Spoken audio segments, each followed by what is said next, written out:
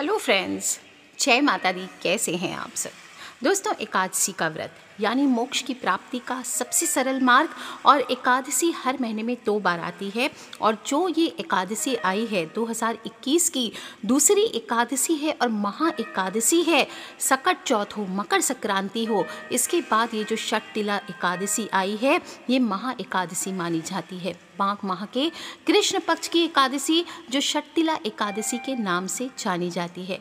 इस दिन काले तिलों का बहुत महत्व होता है और काले तिलों से भगवान विष्णु का ही पूजन किया जाता है और भगवान विष्णु का इससे आशीर्वाद प्राप्त होता है। षटतिला एकादशी में तिल का दान करना, श्रद्धापूर्वक व्रत रखना, इससे जन्म जन्मांतरों के पाप कट जाते हैं और भगवान विष्णु के साथ माता लक्ष्मी का आशीर्वाद भी प्राप्त होता है। इस दिन तिलों का महाप्रयोग करके आप धनवान बन सकते हैं, भाग्यवान बन सकते हैं। कहा जाता है कि महालक्ष्मी का वास होता है काले तिलों में। और एक बार इसी विषय में जब नारद मुनि त्रिलोक भ्रमण करते हुए भगवान विष्णु के धाम वैकुंठ पहुँचे, वहाँ पहुँचकर उन्होंने वैकुंठपति को प्रणाम करके उनसे अपनी जिज्ञासा व्यक्त करते हुए पूछा कि हे प्रभु, षटतिला एकादशी की क्या कथा है और इस एकादशी को करने से कैसा पुण्य मिलता है। देवर्षि द्वारा विनीत भाव से इस प्रकार प्रश्न किए जाने पर लक्ष्मीपति भगवान विष्णु ने कहा, प्राचीन काल में पृथ्वी पर एक ब्राह्मणी रहती थी और ब्राह्मणी मुझ में बहुत ही श्रद्धा और भक्ति रखती थी। यह स्त्री मेरे निमित्त सभी व्रत रखती थी। एक बार इसने 1 महीने तक व्रत रखकर मेरी आराधना की और व्रत के प्रभाव से स्त्री का शरीर तो शुद्ध हो गया, परंतु यह स्त्री कभी भी ब्राह्मण को देवताओं के निमित्त अन्न दान नहीं करती थी। अतः मैंने सोचा कि यह स्त्री बैकुंठ में रह करके भी अतृप्त रहेगी। अतः मैं स्वयं एक दिन भिक्षा लेने पहुंच गया। स्त्री से जब मैंने भिक्षा की याचना की तब उसने एक मिट्टी का पिंड उठाकर मेरे हाथों में रख दिया। मैं वह पिंड लेकर अपने धाम को लौट आया और कुछ दिनों के बाद वह स्त्री भी देह त्याग कर मेरे लोक में आ गई। यहाँ उसे एक कुटिया और आम का पेड़ मिला। खाली कुटिया को देखकर वह स्त्री घबरा कर मेरे समीप आई और बोली कि मैं तो धर्मपरायण हूँ, फिर मुझे खाली कुटिया क्यों मिली है। तब मैंने उसे बताया कि वह अन्नदान नहीं करती थी तथा मुझे मिट्टी का पिंड दिया, इस कारण ऐसा हुआ है। मैंने फिर उस स्त्री से बताया कि जब देव कन्याएं आपसे मिलने आए तब आप अपने द्वार तभी खोलना जब वे आपको षटतिला एकादशी के व्रत का विधान बताएंगे। स्त्री ने ऐसा ही किया और जिन विधियों को देव कन्या ने कहा था उस विधि से ब्राह्मणी ने षटतिला एकादशी का व्रत किया। व्रत के प्रभाव से उसकी कुटिया अन्न धन से भर गई और इसलिए हे नारद, इस बात को सत्य मानो कि जो भी मनुष्य एकादशी का व्रत करता है, तिलों का दान करता है, अन्न का दान करता है, उसे मुक्ति और वैभव की प्राप्ति होती है। षटतिला एकादशी के नाम के समान ही इस दिन तिल का खास महत्व होता है और अपनी दिनचर्या में इस दिन तिल को ज़रूर ध्यान में रख करके इस्तेमाल करना चाहिए, इससे बेहद पुण्य मिलता है। षटतिला एकादशी के दिन तिल का 6 तरह से प्रयोग करने पर पापों का नाश होता है, वैकुंठ धाम की प्राप्ति होती है। और व्रत के विधान के विषय में जो विधि है उसके विषय में पुलस्त्य ऋषि ने दलभ्य ऋषि को भी बताया था, कुछ वो बताती हूँ। ऋषि कहते हैं कि माघ का महीना जब आता है तो ये बहुत ही पवित्र और पावन होता है और इस माह में जो भी व्रत करते हैं, तप करते हैं, उसका बड़ा महत्व होता है। और षटतिला एकादशी के दिन मनुष्य को भगवान विष्णु के निमित्त व्रत रखना चाहिए। व्रत रखने वाले को गंध पुष्प, पीले फल, फूल, धूप, दीप, तांबुल सहित विष्णु भगवान का षोडश उपचार पूजन करना चाहिए। इस दिन उड़द और तिल मिश्रित खिचड़ी बनाकर भगवान को भोग लगाना चाहिए और रात के समय तिल से 108 बार ओम नमो भगवते वासुदेवाय स्वाहा इस मंत्र से हवन हो सके तो करना चाहिए। कुछ लोग प्रश्न करते हैं जो भगवान विष्णु को भोग लगाते हैं वो उसका दान करना चाहिए या बांट देना चाहिए, आपको नहीं खाना चाहिए। इस दिन तिल के जल से ही स्नान करना चाहिए। सुबह सुबह जल्दी उठें, समय से उठें। दशमी की रात्रि से ही ब्रह्मचर्य का पालन करते हुए, सात्विक भोजन करते हुए आपको रात्रि को ओम नमो भगवते वासुदेवाय का जप करते हुए सोना चाहिए। सुबह उठ करके अपने घर के मुख्य द्वार की सफाई करें, हल्दी के जल का छिड़काव करें और गंगा आदि में कहीं पर भी जाते हैं स्नान करने तो वहाँ स्नान कर सकते हैं, थोड़े से तिल का उपटन लगा करके, या फिर घर में ही तिल के जल से आपको नहाना चाहिए। तिल और दही मिला करके उपटन करना चाहिए और फिर बाद में तिल के जल से नहाएं। ऐसा करने से देखा जाए तो साइंटिफिकली भी आपको सर्दी के मौसम में फ़ायदा मिलेगा, आपके शरीर को ऊर्जा मिलेगी, सर्दी के विकारों से, स्किन के विकारों से दूर रहेंगे। और तिल का दूसरा प्रयोग होता है तिल का स्नान करना। स्नान करने के बाद पीले रंग के वस्त्र पहनने चाहिए, कम से कम नीले काले वस्त्र ना पहने, इस बात का ध्यान रखें। ऐसा करने से दुर्भाग्य दूर होता है, भाग्य के द्वार खुलने लगते हैं।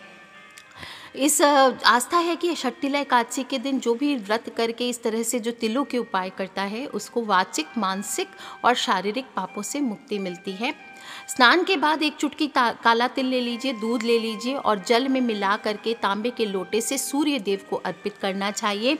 उसी लोटे में थोड़े से काले तिल और जल लेकर के दक्षिण मुखी हो जाएं और अपने पितृ के नाम का जल अर्पित करें। ओम सर्वेभ्यो पितृभ्यो नमो नमः ऐसे बोलते हुए आपको अर्पित करना चाहिए। तीसरे प्रयोग में तिलों का हवन करना चाहिए।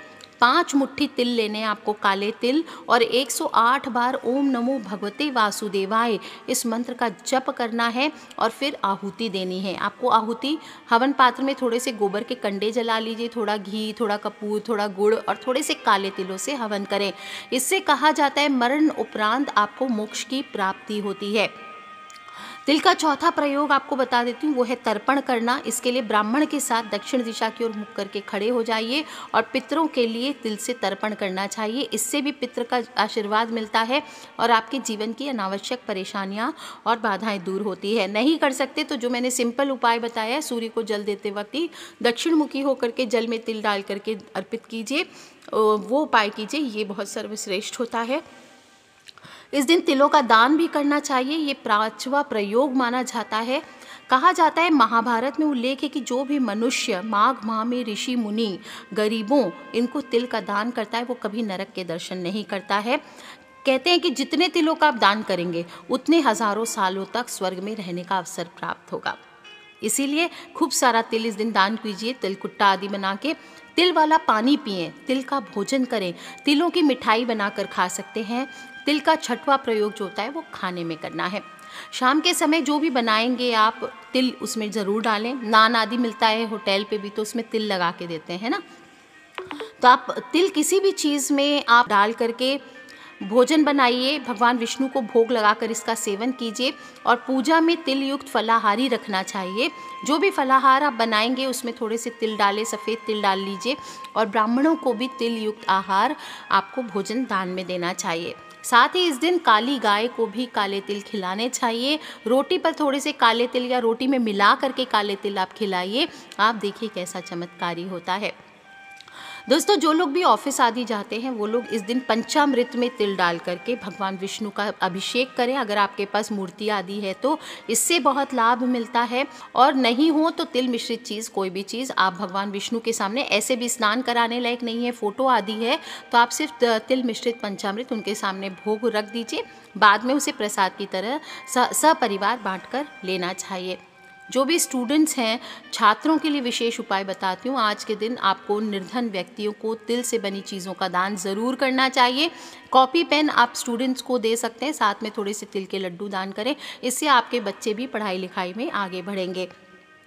दोस्तों, वैसे तो प्रत्येक एकादशी को दीपदान करने का महत्व आता है। रात्रि संकीर्तन करना चाहिए, रात्रि जागरण करना चाहिए, इससे शास्त्रों में बहुत ऊंचे फल की प्राप्ति बताई गई है। और साथ ही पीपल के पेड़ को अश्वत्थ कहा गया है और इसे श्री हरि विष्णु का ही स्वरूप माना जाता है। जब कहते हैं, जब पिपलाद मुनि ने पीपल के पेड़ के नीचे तपस्या की थी, शनिदेव को प्रसन्न किया था, इसके बाद ही इसका नाम पीपल वृक्ष पड़ा। और आज शाम के समय पीपल के पेड़ पर तिल के तेल का आपको दीपक जलाना चाहिए। तिल का तेल ना हो तो सरसों के तेल का जलाएं और ओम नमो भगवते वासुदेवाय ऐसा वहीं पर बैठकर आपको 108 बार जप करना चाहिए। दोस्तों, षटतिला एकादशी पर पीपल के वृक्ष की पूजा करने से पति की आयु लंबी होती है, परिवार में सभी के आरोग्य बना रहता है, आपकी खुद की आयु लंबी होती है, आप पर आने वाले कष्ट परिवार सहित टल जाते हैं। कोर्ट कचहरी हो, मुकदमा हो, इन सभी में विजय की प्राप्ति होती है। धन संबंधित परेशानियों से मुक्ति मिलती है, व्यावसायिक परेशानियों से छुटकारा मिलता है। और इस प्रकार से उपासक को उपाय करने से वाचिक, मानसिक और शारीरिक पापों से मुक्ति मिलती है। बहुत ही खूबसूरत व्रत है और इस बार की षटतिला एकादशी तो बहुत ही खास है। 7 फरवरी रविवार के दिन पड़ने वाली है और पारण जो लोग भी करेंगे वो 8 फरवरी को करेंगे सुबह 7:05 से लेकर 9:17 तक। और बाकी एकादशी के दिन आपको निर्जला व्रत करना चाहिए, फलाहारी या जलीय व्रत भी कर सकते हैं। और निर्जल व्रत पूर्ण रूप से स्वस्थ व्यक्ति को ही रखना चाहिए, अन्यथा आप फलाहार करके कुट्टू का आटा हुआ, साबूदाना हुआ, सेमा के चावल हुए, इस तरह से चीज़ें आप खा सकते हैं।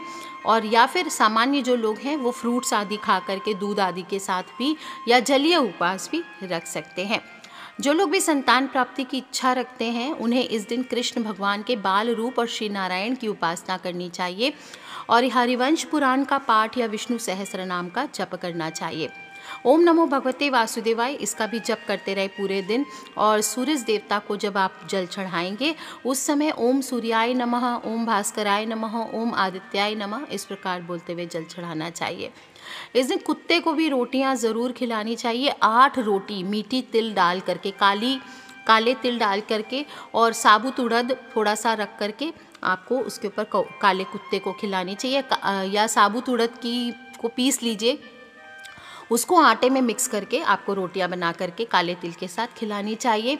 और षट्तिला एकादशी पर विष्णु भगवान और लक्ष्मी माँ को ध्यानपूर्वक आपको तिलों की मिठाई का भोग लगाना चाहिए। इस दिन कोई भी गलत काम ना करें, किसी की चुगली हो, बुराई हो, किसी के बारे में गॉसिप हो, किसी पर क्रोध करना हो, गलत काम नहीं करने चाहिए। शराब हो, नॉनवेज हो, मांस मदिरा हो, जुआ हो, ये सभी चीज़ें आपको नहीं करना चाहिए। इस दिन रात्रि जागरण का महत्व बताया गया है। अगर नहीं भी करते रात्रि जागरण तो ओम नमो भगवते वासुदेवाय का जप करते हुए आपको रात्रि ब्रह्मचर्य का पालन करते हुए व्यतीत करना चाहिए। एकादशी के व्रत के दिन किसी भी प्रकार के चोरी आदि दूसरों की चीज़ें नहीं लेनी चाहिए। कहा जाता है कि इस दिन चोरी करने से 7 पीढ़ियों तक को पाप लगता है। और विष्णु भगवान की कृपा पाने के लिए व्रत के दौरान खान पान और अपने व्यवहार में भी संयम रखना चाहिए, सात्विकता बरतनी चाहिए। सुबह जल्दी हुए दिन में भी नहीं सोना चाहिए। ऐसा नहीं कि सुबह जल्दी उठ गए तो दोपहर को सो गए, रात को सो गए वापस से, ऐसा नहीं करना चाहिए। ज़्यादा से ज़्यादा पूरे दिन आपको ओम नमो भगवते वासुदेवाय या अपने इष्ट का जप करते हुए बिताना चाहिए। दोस्तों, इस प्रकार से जो भी मनुष्य षट्तिला एकादशी का व्रत रखते हैं, भगवान उनको अज्ञानता पूर्वक किए गए सभी अपराधों से मुक्त कर देते हैं और पुण्य दान देकर स्वर्ग में उनको स्थान प्राप्त कराते हैं। तो आप भी कीजिए दोस्तों, और अपने फ्रेंड्स, फैमिली, मम्मी पापा, भाई बहन, बच्चे, कम से कम इस दिन आप कथा ज़रूर सुने। मैंने आपको कथा सुनाई है, आप अपने फ्रेंड्स, फैमिली, मम्मी पापा, भाई बहन, बच्चे सभी लोगों से इसे शेयर करें। और कुछ नहीं तो कम से कम इसी बहाने, वीडियो के बहाने सभी लोग एकादशी की कथा तो सुन लेते हैं। व्रत करें ना करें, धीरे धीरे मन में, आत्मा में जागृत होने लगती है इच्छा, तो फिर अपने आप इंसान व्रत को करने लगता है।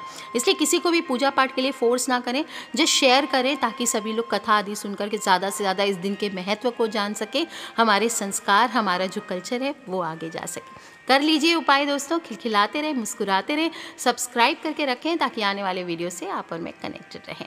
Love your friends, take care. जय माता दी, बम बम भोलेनाथ की जय, विष्णु भगवान की जय, लक्ष्मी मैया की।